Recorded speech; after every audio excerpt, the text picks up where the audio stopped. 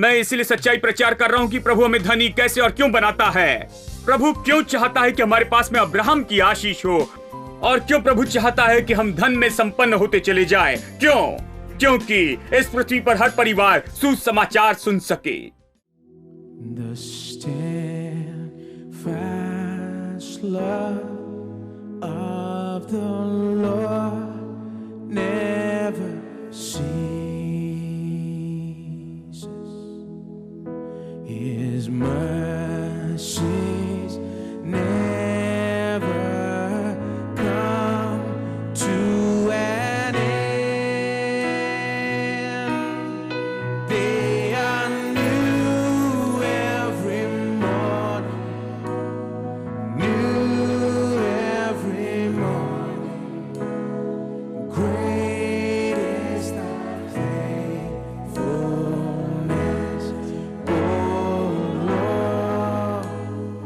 Great is thy faithfulness. They are new every morning, new every morning. Great is thy faithfulness, O Lord. Great is thy faithfulness. The steadfast love of the Lord never ceases. His mercies never come to an end. They are new every morning, new every morning. Great is thy faithfulness, O Lord. Great is thy faithfulness.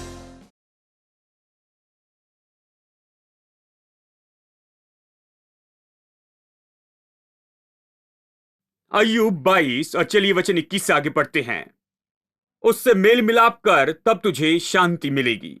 यहां यह आदमी अच्छी सलाह देता है, प्रभु को जाने और शांति से रहे। शांति से रहे। जीवन का मुख्य उद्देश्य होना चाहिए कि प्रभु को जाने। क्या आप प्रभु को जानते हैं? उससे मेल मिलाप कर तुझे शांति मिलेगी। तमिल में यह बहुत ही सुंदर आया है, उससे मेल मिलाप कर और तेरे साथ अच्छी बातें होगी। यदि आप उसे जानेंगे तो भलाई आपके मार्ग में होगी, क्योंकि वही है, वो सारी भलाई का स्रोत है। वो तो सोता है उन सारी भलाई का जो उत्पन्न किया जाएगा। इसलिए खुद को उससे जोड़ दे तो भलाई आपके मार्गों में आएगी। ये कितना सत्य है, फिर इसे सुनिए। तेरी भलाई होगी। उसके मुंह से शिक्षा सुन ले और उसके वचन अपने मन में रख। देखिए ये आदमी कैसे सलाह देता है, प्रभु को जाने और फिर उसके वचन को प्राप्त करे उसके मुंह से, और उसके वचन को अपने मन में रखे। क्यों? वो ये क्यों कहता है? क्या होगा यदि आप परमेश्वर को जानेंगे और उसके वचन जो उसके मुंह से निकलते हैं उसे दिल में रखेंगे और दिल में सुरक्षित रखे, जैसे नीति वचन 4 कहता है, ये तुम्हारे मुंह से दूर न होने पाए, तुम्हारी आंखों से दूर न होने पाए। जैसे प्रभु का वचन कई जगह कहता है, प्रभु के वचन को दिल में रखने का क्या लाभ है। वचन 24 को देखिए, तब तू अपने सोने को धूल पर वरन ओपीर का कुंदन यानी चांदी भी नालों के पत्थर में डाल देगा। सच में यह कह रहा है, तुम सोने को धूल जैसे रखोगे और चांदी को ओपीर के पत्थर जैसे रखेंगे। दूसरे शब्दों में, तुम सोने को धूल के जैसे रखोगे और ये सोने की बिस्किट्स जो भी कहते हैं, वो नदी के किनारे के पत्थर के जैसे होंगे। तुम उसे रखोगे। वो सच में यही कहता है, वो बस पत्थर जैसे होंगे। अब कोई, देखिए मुझे याद है, जानते हैं, कोई पढ़े लिखे लोग कई बार हर समय अलग विचार लेकर आते हैं। बाइबल पढ़े हुए थियोलॉजियन लोग, वो कहते हैं, खैर बाइबल को सावधानी से पढ़ना है, बहुत सावधान रहना होगा, इन बातों के बहाव में न जाए, क्योंकि बहुत सी चीजें वहां कविता के रूप में दी गई है। ये कविता के लिए अच्छी है, लेकिन असल में नहीं। मैं उनकी बात सुनता हूं क्योंकि शायद वो सही हो, लेकिन मैंने जाना कि वो गलत है। ये कविता के रूप में नहीं दिया गया है, ये सच है। दाऊद को देखिए, वो चरवाहा लड़का था, कुछ भेड़ों की देखभाल करता था, कुछ भेड़ों की। प्रभु ने उसे राजा होने के लिए चुना, उसे ऊंचे पर ऊपर उठाया, और वो आदमी, उसकी सबसे बड़ी इच्छा यही थी कि वो प्रभु के लिए भवन बनाए। उसका सुंदर देवदार का घर था। वो देवदार लकड़ी से बना था, सबसे महंगी और सबसे सुंदर लकड़ी। लेकिन वो तो बस लेकिन वो नहीं सोच सकता था कि खुद के लिए अच्छा घर हो। लेकिन प्रभु, वो चाहता है कि प्रभु के लिए अच्छा घर हो, जहां लोग एक साथ आ सके, जमा हो सके, लोग प्रभु का वचन सुन सके, लोग प्रभु के ज्ञान में बढ़ते जाएं और प्रभु से ज्यादा प्रेम करने लगे और एक साथ मजबूत हो।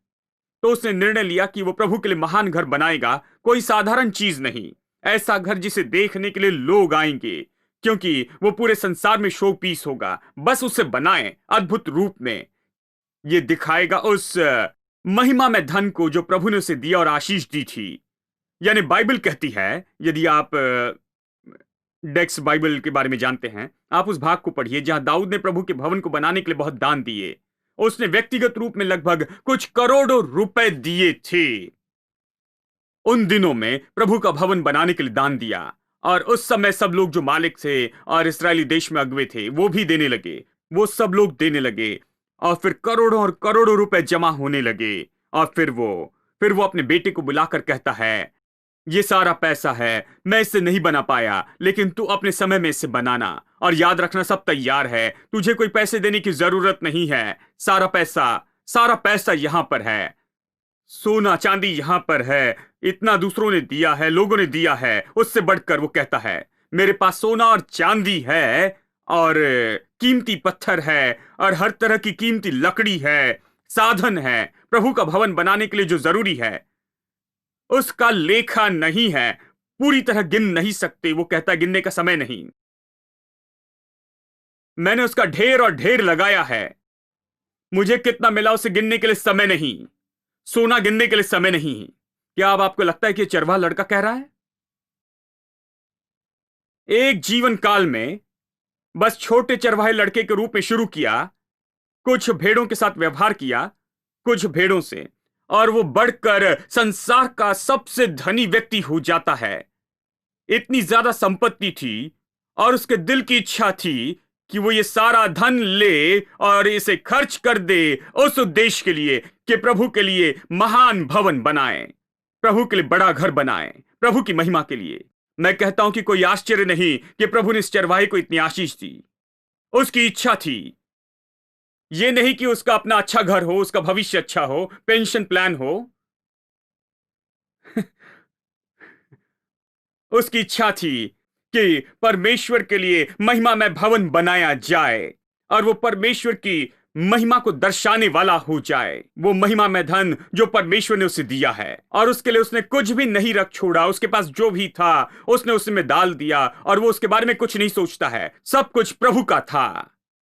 ये अद्भुत है। वो ये प्रार्थना करता है, प्रभु हमने कुछ नहीं दिया, सब कुछ तेरी ओर से ही आया है।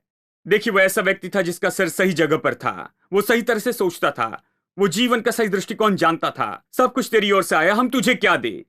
हम तुझे देने वाले कौन है? हमने कुछ नहीं पाया, हमने कुछ नहीं बनाया, सब कुछ तुझसे आया है, तो हम तुझे देते हैं। वो कहता है, ये सब तुझसे है, हम बस लौटा रहे हैं, तूने जो बहुतायत से दिया उसमें से। यानी इसे सुनिए, वचन 24, तब तो अपने सोने को धूल पर, वरन ओपेर की चांदी भी नाले के पत्थरों में डाल देगा। धूल के जैसे तेरे पास सोना होगा, और झरने के पत्थर जैसे तेरे पास चांदी होगी। तब सर्वशक्तिमान तेरा सोना होगा और तेरे लिए चमकीली चांदी होगा। फिर भी सर्वशक्तिमान तेरा सोना और चांदी होगा। देखिए, आप सोने के पीछे नहीं जाएंगे, आप सोने में खुश नहीं होगे, सोने और चांदी से प्यार नहीं करेंगे। प्रभु आपका सोना और चांदी होगा, आपके पास सोना चांदी होगा। देखिए, प्रभु को इसकी परवाह नहीं कि आपको कितना सोना मिला, कितना चांदी मिला, कितना पैसा मिला। एक भाई ने कहा, देखिए भाई, इतना पैसा नहीं होना चाहिए, क्योंकि इससे बहुत धन कहते हैं। प्रभु को पसंद नहीं कि किसी के पास इतना पैसा हो। प्रभु परवाह नहीं करता कि आपके पास कितना पैसा है, क्योंकि आपके पास से बहुत ज्यादा उसके पास है। आप जो कल्पना करते हो उससे भी बढ़कर। प्रभु कोई भिखारी नहीं है। देखिए, प्रभु ने सब कुछ बनाया। प्रभु इसकी परवाह नहीं करता कि आपको कितना मिला है। प्रभु परवाह करता है कि आपके दिल में क्या है। देखिए, और इस मनुष्य के लिए वो कहता है, प्रभु तेरा सोना और चांदी होगा, तेरा प्रेम प्रभु की ओर होगा। अब इसे सुनिए, अद्भुत वचन है, वचन 26। तब तू सर्वशक्तिमान से सुख पाएगा और परमेश्वर की ओर अपना मुंह उठा सकेगा। अब ये कह रहा है उस व्यक्ति के जीवन में सब काम कैसे करेगा। अब वो परमेश्वर के साथ जुड़ गया, प्रभु को व्यक्तिगत रूप से जानता है और अब उसका वचन दिल में रखता है, और इसलिए भौतिक रूप में संपन्न होते जा रहा है। सोना धूल जैसे है और झरने के पत्थर जैसे वो जमा कर रहा है। सोना उसके लिए कुछ भी नहीं है, सब कुछ उसके पास में आ रहा है। और इसलिए अब तू सर्वशक्तिमान से सुख पाएगा और परमेश्वर की ओर अपना मुंह उठा सकेगा। तू उससे प्रार्थना करेगा और वो तेरी सुनेगा। तू अपनी मन्नतों को पूरा करेगा। वो क्या कह रहा है? वो कह रहा है, जब आप प्रभु के साथ में जुड़ते हैं और प्रभु का वचन दिल में रखते, तो सब कुछ आपके लिए कैसे होगा। जब आप प्रार्थना करेंगे और प्रभु आपसे इतना प्रसन्न है कि वो आप जो चाहे वो आपको देगा। वो आपके कदम पसंद करता है, जीने का तरीका पसंद करता है, वो आपके जीवन की विचारधारा पसंद करता है, वो आपके दृष्टिकोण को पसंद करता है, वो इस भले मनुष्य को पसंद करता है, वो इस व्यक्ति को पसंद करता है जो प्रभु के लिए जीता है और प्रभु से प्रेम करता और पैसों का उपयोग करता, और प्रभु इस व्यक्ति से प्रेम करता है। और आप प्रार्थना में अपना मुंह प्रभु की ओर उठाते हैं, तो प्रार्थना में क्या होगा इसे सुनिए। वो तेरी सुनेगा और तू अपनी मन्नत पूरी करेगा। मन्नत का अर्थ ये नहीं कि धार्मिक मन्नत। जानते हैं, लोग कहते हैं मैंने 1000 रुपए की मन्नत मांगी इसलिए 1000 रुपए देता हूं। ये उसका एक भाग है, लेकिन ये सब कुछ नहीं है। जब ये कहता है कि आप कैसे मन्नत पूरी करेंगे, ये तो प्रभु के उत्तर देने के परिणाम का भाग है। इसका बहुत ज्यादा इससे अर्थ है। केवल प्रभु को देने के लिए आपने जो मन्नत मांगी है यहां और वहां और ये सब, वो आपको करना ही है। लेकिन बात तो ये है कि इसका इससे बहुत ज्यादा अर्थ है। जब आपने घर खरीदा था, आपने वादा किया था बैंक से, क्योंकि आपने बैंक से लोन लिया था। आपने वादा किया कि मैं हर महीने इतना दूंगा और डॉटेड लाइन पर साइन किए थे। जब आपने अपनी कार खरीदी, आपने वादा किया था और साइन करके कहा कि अगले 3 साल तक हर महीने इतना दूंगा मेरी कार के लिए। जब आपने दूसरी चीजें खरीदी, शायद उसके लिए भी साइन किए होंगे। यानी आपने बहुत सी मन्नत मांगी है। यह मन्नत के बारे में कहता है। ये एक वादे के बारे में नहीं जो आपने चर्च में किया था, यह आपके जीवन के वादे के बारे में कह रहा है। इसका अर्थ है आपका कर्तव्य, आपके हर महीने के कर्तव्य। यह कहता है कि प्रार्थना में तुम प्रभु की ओर चेहरा उठाओगे और वो तुम्हें सुनेगा, जवाब देगा, और आप अपने पेमेंट्स कर पाएंगे समय पर। अब आप इसे अच्छे से समझ पा रहे हैं, ठीक है? आपने इसके लिए आमीन भी कहा है। देखिए लोग इसे कैसे समझते हैं, मुझे पसंद है। आप सही समय पर पेमेंट कर पाएंगे। आपको इसके लिए भीख मांगने की जरूरत नहीं, आपको इसके बारे में चिंता करने की जरूरत नहीं, इसके लिए चिंता करने की जरूरत नहीं है, आपको इसके बारे में डरने की जरूरत नहीं, आपको चिंता करने की जरूरत नहीं कि ये कहां से आएगा, क्योंकि आप परमेश्वर के साथ जुड़ गए हैं। आपके दिल में वचन है और आप प्रभु के लिए जीते हैं। सोना और चांदी आपके मार्ग में आते हैं, आप जो भी करना चाहते संपन्न होता। और जब आप अपना मुंह प्रभु की ओर उठाकर प्रार्थना करते, वो जवाब देता है, आपको जवाब देगा, आप पेमेंट कर पाएंगे, सारे वादे चुका सकेंगे, आपने जो कुछ वादा किया दे पाएंगे। क्या यह अद्भुत नहीं? हेलो, कुछ लोग सोच रहे हैं मेरे प्रभु ये नए तरह का संदेश है। जानते हैं, कई बार मैं खुद चकित होता हूं कि ये किस तरह से होता है। हम सब कुछ बेचेंगे, वड़ा से मेंदू पकोड़ा से बिरयानी तक, कि कुछ फंड रेज करे। हम इसे कहते हैं सेल फॉर द मिशनरीज। और हम ये सारी चीजें बेचते हैं कि 50,000 रुपए जमा करें या 1 लाख रुपए, कि कहीं किसी मिशनरी को दे सके। और ये कभी काफी नहीं है, ये कुछ नहीं है। और सब कहते हैं ओ ये अद्भुत चर्च है, यहां सेल लगी है, और हमने कुछ बेचकर 50,000 रुपए जमा किए, बेकार की बिरयानी बनाकर जिसे कोई नहीं खा सकता था, और वड़ा और ये सारी चीजें जिसे लोगों ने खरीदा कि वो उस मिशनरी को दे सके। और वो कहते हैं ये अद्भुत है। लेकिन मैं ये प्रचार करता हूं तो कहते हैं ये अद्भुत नहीं, ये धन के बारे में कहते हैं, वो संपन्नता के बारे में कहते हैं। मैं आपसे कहता हूं मेरे दोस्तों, यदि आप इसका प्रचार करें हर एक कलीसिया में, किसी भी चर्च में कभी कोई कमी नहीं होगी। किसी चर्च में कभी कोई घटी नहीं होगी। हमें फंड रेज करने के लिए ऐसा कुछ बड़ा सेल करने की जरूरत नहीं होगी। फंड्स तो होंगे ही, क्योंकि हर कोई अब समझ गया है क्योंकि प्रभु उन्हें आशीष क्यों देता है, प्रभु ने क्यों संपन्न बनाता है। अब वो अपना पैसा उपयोग करते हैं जिसके लिए प्रभु ने उन्हें दिया है सबसे पहले ही। मैंने एक सभा के बारे में सुना जहां उन्होंने जवानों को बुलाया और कहा 3 दिनों के लिए 300 रुपए, तुम इस हिल स्टेशन पर आना, हम रिट्रीट करेंगे, इससे न चूके, ये महान महान आशीष होगी आपके लिए, इससे न चूके। तो सारे जवान वहां पर गए और 3 दिनों के बाद उन्होंने पाया कि 5,000 रुपए की कमी है। उन्होंने 5,000 रुपए ज्यादा खर्च किए उनकी योजना से बढ़कर। तो प्रचारक ने आखिरी दिन सारे दरवाजे बंद कर दिए और कहा कोई बाहर नहीं जा सकता, हमें 5,000 रुपए की कमी है, हमें 5,000 रुपए की कमी है, आप कैसे घर जा सकते। तो जवानों ने कहा मेरे प्रभु, हमने यहां आने के लिए 300 रुपए दिए हैं, आपने कहा था ये महान आशीष होगी तो हम आए हैं, आज आप घर कैसे जा सकते हैं।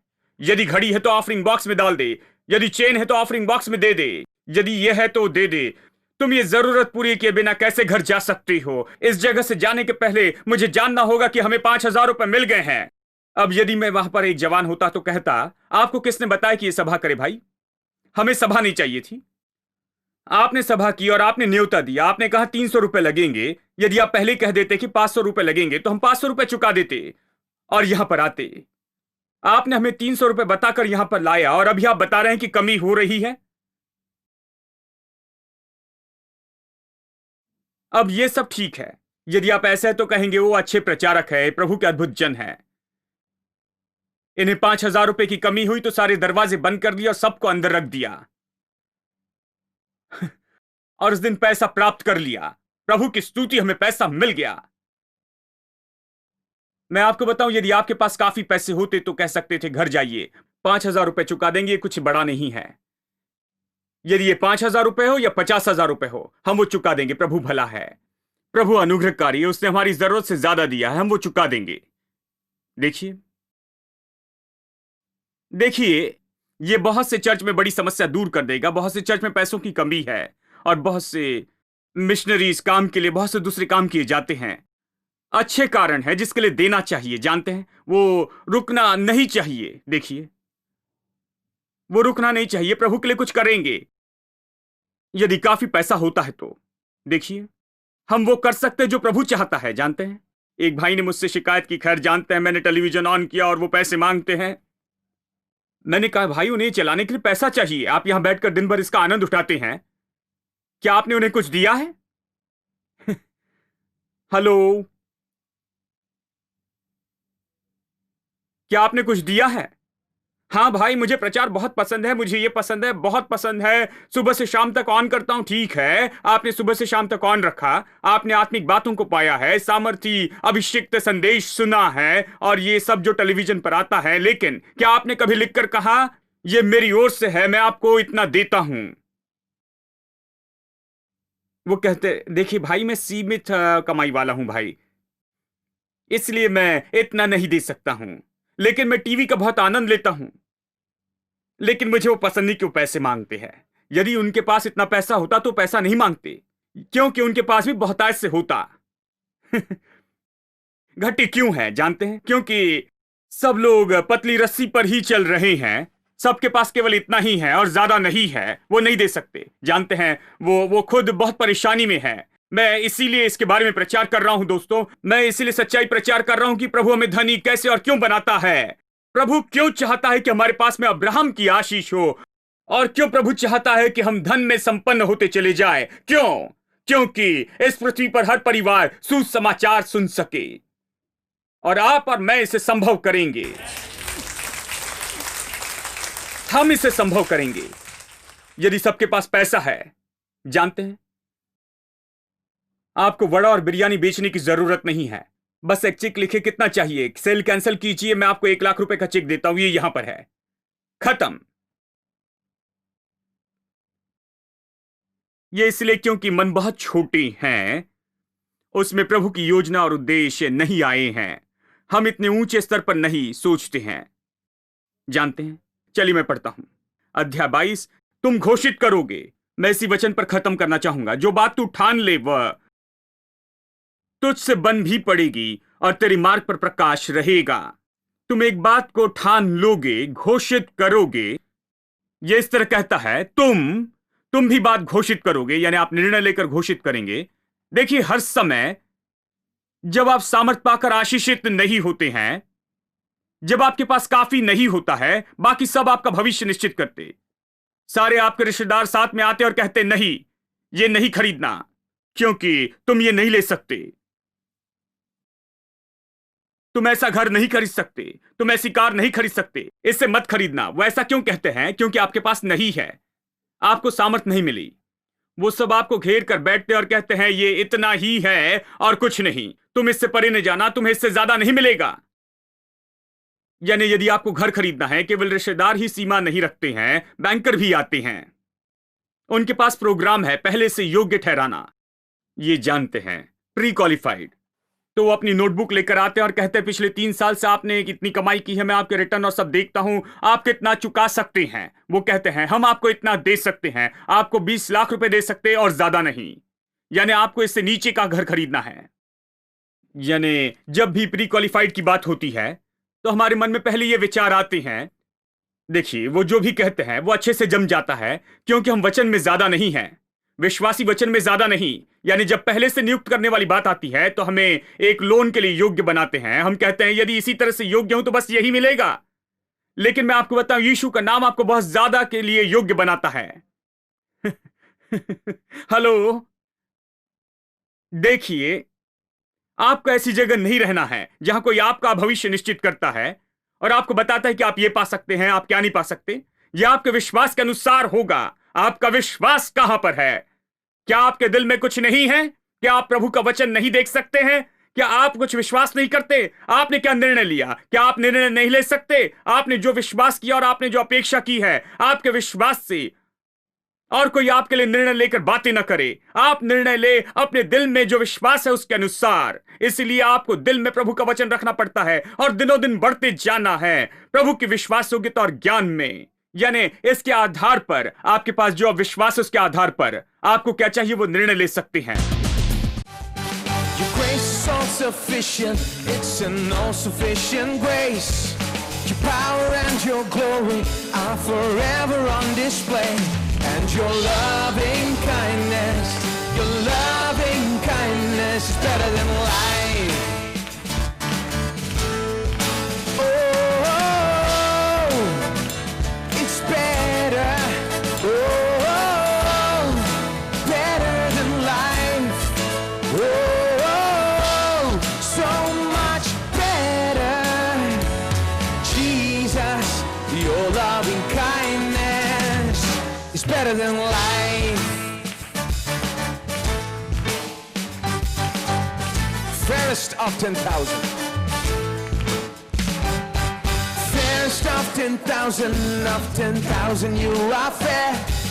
And nothing in this world could ever measure or compare to your loving kindness. Your loving kindness is better than life. All your ways are just, oh Lord, you're just in all your ways. And I will lift my hands, oh Lord, with gratitude and praise for your loving kindness. Loving kindness better than life. Oh, it's better. Oh, it's better than life. Oh, so much better. Jesus, your loving kindness. Oh, it's better. Oh, better than life. Oh, so much better. Jesus, your loving kindness is better than life. Just think about his loving kindness to us.